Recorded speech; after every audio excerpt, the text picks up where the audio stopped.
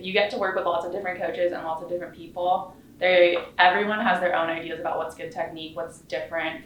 Mostly there are big ideas that everyone agrees on, but there's lots of little things, and the best thing you can learn to do as an athlete is filter out what makes sense to you, what's working for you.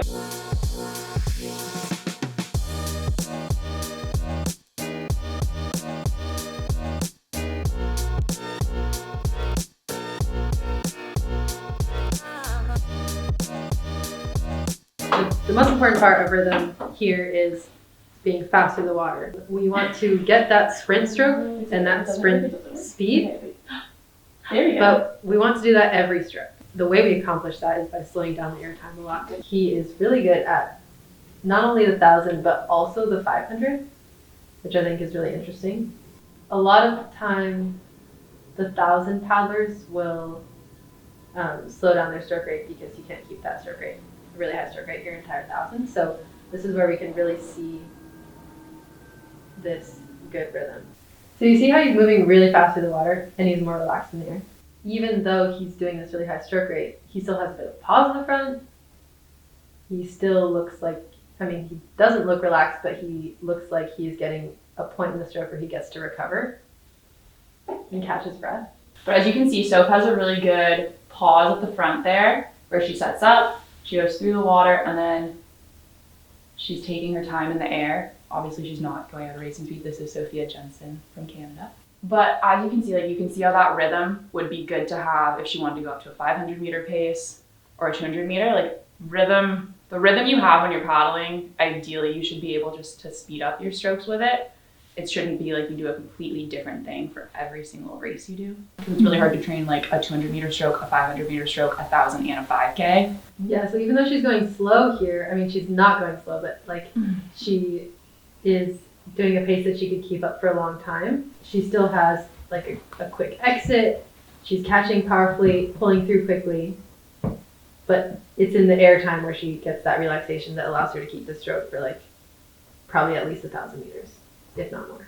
This kind of looks like something she could maybe keep up for 5K. The biggest thing about having a good rhythm, I think, to me, is what you're doing in the air. Because ideally what you're doing in the water should be the same no matter what workout you're being given, what you're being asked to do, right? You always want to be powerful in the water, having a strong catch and a quick exit. What our goal is today on the water is to do a few drills and activities that just make you think about how you're moving through the whole stroke as one whole. Because I feel like a lot of times when we work on technique, we pick one thing to focus on, right? You might just pick your catch or your exit, which I think is really good. But if you can't put it all together, you're not going to get the same distance per stroke. And you're not going to end up being able to be as powerful and efficient through a race as you want to be. Everyone's a rhythm, as we were discussing, there's no right or wrong way exactly for technique. Everyone's going to have their own little bit of rhythm differences.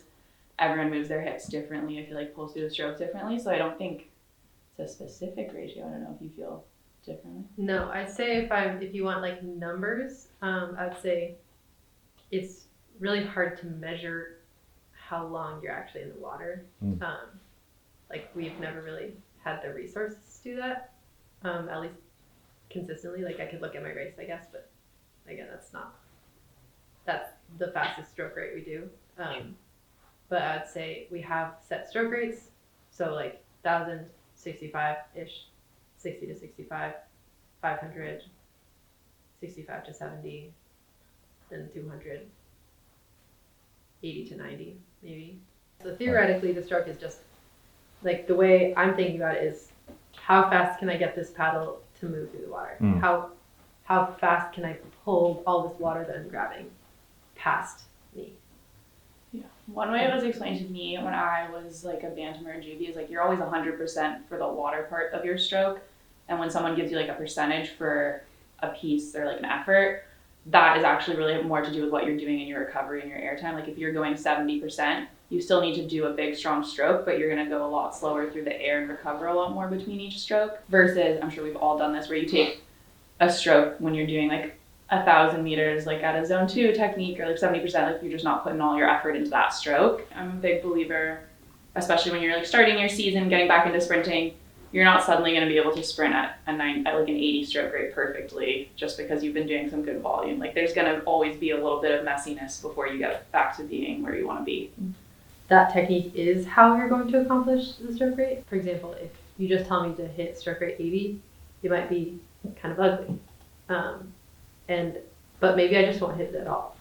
But then if you say, okay, really attack the catch, or really pull with the hips a little earlier to get the blade faster through the water, that's technique advice, and that will probably help me get my stroke rate. Mm-hmm. It's definitely worth, at least for some of your training, to quiet your mind and not think about technique and just go as hard as you can go. Rhythm does help a lot in team boats. It's definitely one of, I think, the biggest things that can make a boat go well, or can make a boat go not as well. Yeah. So the person in the back has to steer, so their stroke is going to look a little different than the person in the front, no matter what. Or it may not look different, but what they're doing is slightly different. But the person in the front has a nice pause, so they're letting the person in the back sort of catch up. It doesn't look like that, but on a very tiny, tiny scale, that's what's happening.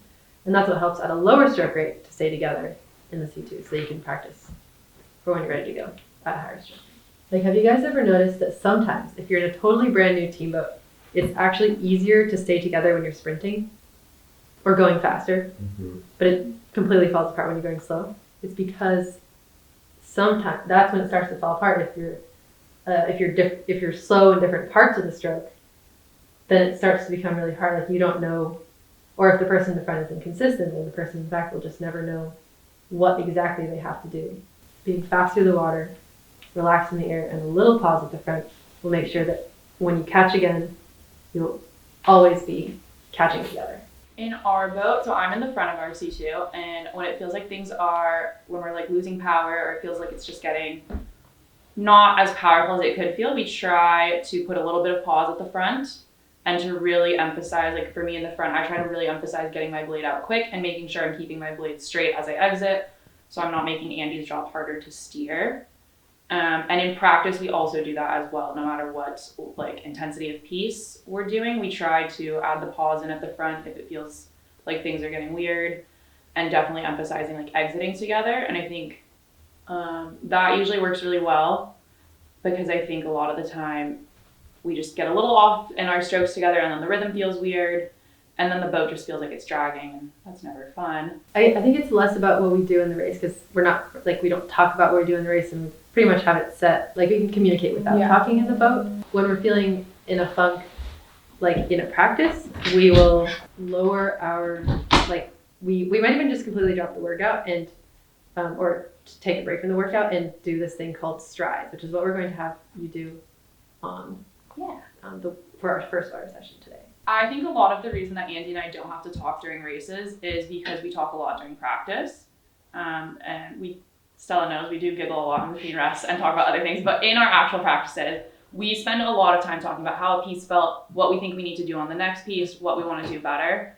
And I think a lot of that helps us know what we want to do in a race to make things feel better.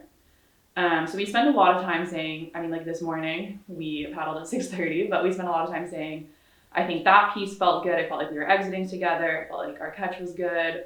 Or sometimes going, I think that wasn't my best piece. I feel like I was leaning weird, or our positioning is off. We need to fix that. And so I think because we do that a few times a week all the time, we're very on the same page as to what we want to be happening in the boat.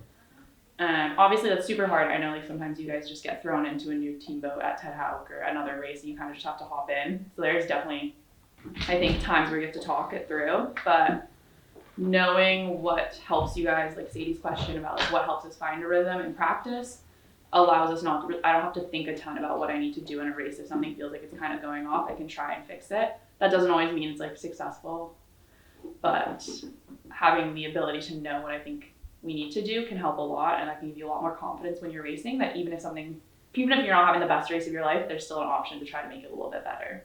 And we also always set up our rhythm before we start the workout or before we start a race. And part of our warm-up is always going to be this stride thing that we're about to explain.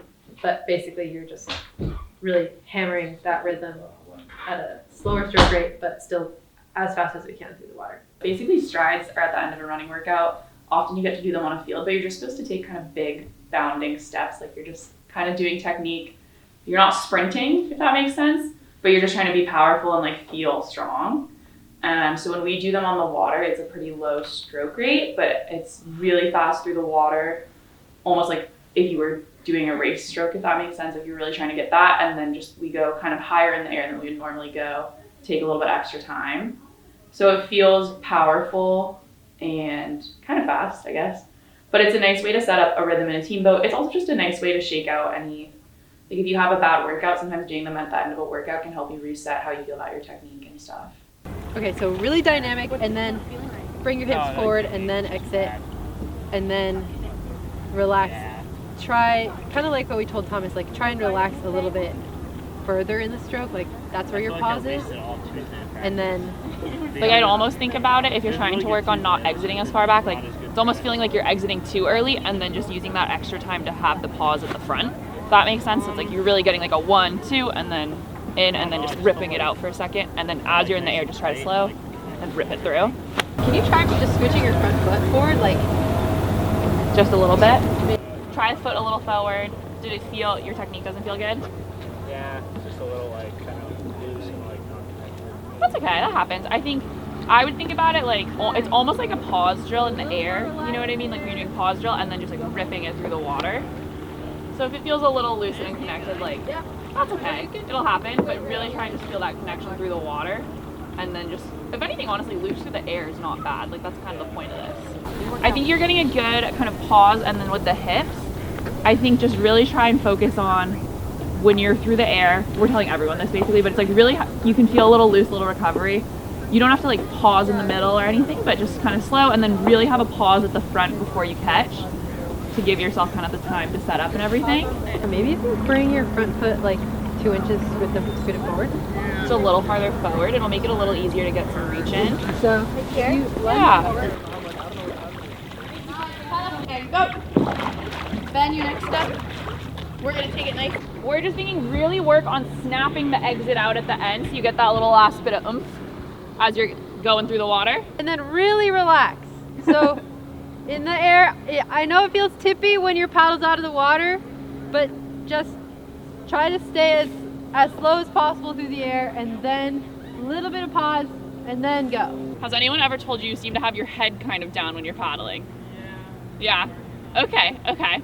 When you are bringing your hip and knee forward again, that's also when your paddle's coming, but they should be returning before your paddle exits. So you take your really fast stroke, which looks really good and really powerful, but then to keep the glide, you need your hip and your knee to return, and then you exit. So kind of leading with the hip for your exit versus keeping it all together as one thing. I think you might be coming a little too far back. One drill that we like that kind of goes hand in hand with the strides sometimes is if you really just like are lunging forward the whole time. So Okay, we call it like frozen knee, but it's literally like your knee has to stay at 90 or up tighter for the whole, like don't ever let it come back. yeah. Okay. So you can give a little bit with the knee, but not like you don't. It's just to get the paddle started, and then you're like boom, boom, like short. So it's gonna be hard to steer probably also, but don't worry about that. Just think about the rhythm and the just like really forward, really powerful at the catch. I think that looked a lot better. It felt like you were getting some good recovery in the air time and then moving really smoothly through the water with that. Sometimes it can change other aspects of your technique, but like there are like the Canadians tend to do that in their technique. More of a Cross check. Yeah, like it's called like the cross check technique. You know that drill, cross check? So I wouldn't worry about that. I think it can be good. It can help you get a fast exit. Yeah, just make sure that you're catching square when you're doing that, because it can be easy to cut in. You could try moving it back and doing it so your toes like bend against the floorboard. You'll get a little more connection out of it. The way you can get more power in the pull phase is making sure that you don't start pulling early. So you catch first and then you pull. Okay. So you catch and that like this first and then pull. The difference between them is really tiny. They're right back to back. But make sure you're fully caught and then pull.